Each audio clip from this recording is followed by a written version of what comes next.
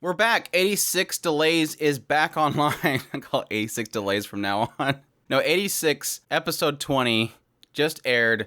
Got to check it out. And I'm kind of mixed on it. And I guess a lot of that kind of mixed feeling really surrounds Shin. I mean, I've mentioned in my previous impressions that I'm starting to get a little tired of the berserker Shin, I rush out into the battlefield and don't listen to anybody that yells at me. At least with this episode, we do have Raiden specifically confront him on this, like literally telling him, hey, you're the best to do this whole taking Frederica back, which I'm guessing at this point they just give up on. Raiden tells Shin to be the one to take Frederica back because he claims that, he would be better at it. But additionally, he says that no matter what, any decision will be better than having Shin lead them right now, which I thought was like finally. I mean, we had Frederica basically yell at Shin about this whole situation, but finally one of his own people's telling him, hey, look, we don't even know what's going on with you. You just run out there. You just been crazy. You're not with the team. And obviously when we had this last battle, Shin ran on his own. He left them, his entire squad, he left behind and ran off on his own, which on the battlefield is a death sentence to your entire squad. They have no lead. They're just basically sitting there waiting for commands, and you're over here doing whatever you're doing over here. So yes, I do appreciate this episode, especially just for the sake of having somebody confront Shin about it. And it's weird because it's one of those episodes where I kind of have to keep watching it because I'm wondering if I'm missing something. And legit, probably somebody in the comments can probably explain things to me if I'm missing something. But what we're really getting here is a sense that Shin, knowing he's a Reaper, knowing his entire life has been around this idea of finding and releasing the souls of his fallen comrades, and now he's, basically searching for the fallen comrade of Frederica, his entire life and livelihood is exactly what they claim the 86 to be. The children soldiers that know nothing but the battlefield. But what I find kind of weird here is that while they're trying to peg Shin as being this, entity that knows nothing but the battlefield, and then once the Reaper's no longer needed, he has no purpose, and that lack of purpose is why he doesn't care if he makes it back alive or not. But I think in actuality, it's kind of a similar case with the rest of the 86. And Frederica kind of puts that in the words as well, as they have this whole brief moment where they get into the Magnolia Empire, they look out on these big, huge grassy fields, and all this beauty's out there, and they're claiming that it looks like the ocean. Frederica said that it looks like the ocean, and that they should all visit the ocean once this is all over. We're getting a moment where everybody kind of feels like there's a future. Like we should be able to see this later. There's this beauty here and we should be able to see this later. Whereas it seems like when Frederica talks to Shin, she gets a clear idea that he doesn't see that. Though she claims that she understands him better because she sees this beauty, and this is a beauty that they all seen every day, and that it would make you feel like you would want to give up. And this is a kind of, again, another weird conversation that we get into because the way they're putting it is that beauty only exists because humans don't exist.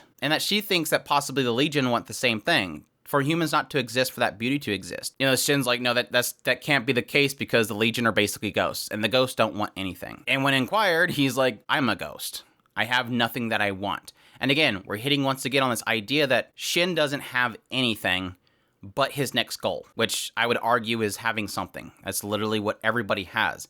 Now, some people might have a more grand idea of what they want that leads them to the future, but everybody has something that they set their sights on, and that gives them purpose. Now, unfortunately, the writer at this point, unless it's just the adaptations kind of losing it at this point, the unfortunate thing we have right now is that we don't have anybody for Shin to compare to. And I think that's where my mixed feeling comes from, is we're led to believe that Shin has nothing, he's the Reaper, and once the Reaper's no longer needed, everybody will leave him behind, and that's his fear now, is that, well, they all have purpose, and so they'll just leave me behind because I'm just the Reaper, and if they no longer need the Reaper, they don't need me. But the problem we're facing right now is that we don't have anybody to compare Shin to, and because we don't have anybody for Shin to compare to, besides this brief moment where everybody's looking out on this field and saying it looks like an ocean, we want to see the ocean, we don't really get to see, what does Kurne want? Kurne only really wants Shin. What does Anju want? I don't know. What does Theato want? To draw? I don't know.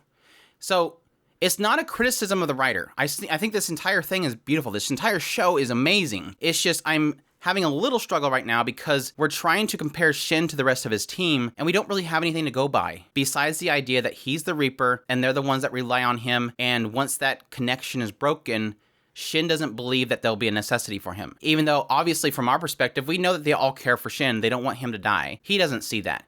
He just sees himself as the Reaper. But following this, we do have this kind of brief moment where Frederica's trying to connect in some way to him. Or, I don't think that she was intentionally doing it, but she is technically connecting herself to him in the idea that she feels the same way as Shin, when Shin's only purpose that he had was to kill his brother. And then upon killing his brother, he just found another purpose, which was to kill Kitty. So again, he's establishing one thing, which all kind of rely around the idea of being a Reaper. Frederica is similar in the idea that she feels, and it was great because it's one of those moments where when it finally brings it up, I'm like, hey, there's the thing that I was bringing up like 8 episodes ago about why does this girl exist? She shouldn't exist. Even though, again, they technically eventually explain that Ernst faked her death and that's why she's able to be there. But yes, even herself bringing up the idea that her existence could cause a war. If people knew that she was alive, her existence would only just trigger a war. So even she herself feels that her existence should end. And she only created a purpose for her existence by wanting to save her knight, by wanting to release Kitty from where he's at. That became her new purpose and a reason for her to exist. And then once he's dead, which she doesn't want him to die, she wants to save him. Once he's dead, she no longer has an excuse to exist. And again, so now we're drawing the parallels between both Shin and Frederica, both having no reason to exist, but creating a reason to exist together. So once Kitty is dead, what's the point in Shin and Frederica? And that's, I guess, the conundrum they're trying to bring up right now. They're only giving themselves reasons to exist rather than a purpose to exist. And I think that's probably going to be the big crux of what's going to come after Kitty's dead. Like, what now? Do we find another poor soul that's stuck in a legion and go after them? What purpose do they have following that point? This episode, they also had quite a bit of touching on the Magnolia, because obviously they are entering that territory. We get to see one of the statues out in the middle of nowhere, and they're hitting heavy on the idea of no response coming from Magnolia, which to their eyes is telling them that they don't exist anymore. Like, they're gone. There's nobody left. They've been taken out, and they're kind of upset that the Major didn't make it, kind of thing. Which I think at this point, we're pretty much just leaving that be for a long time. I'm still waiting for that moment that we go visit Lena at this point. I'm kind of wondering, I'm just waiting for that episode to open up, and it's just, boom, we're leaving the 86 over here, and now we're going back to Lena.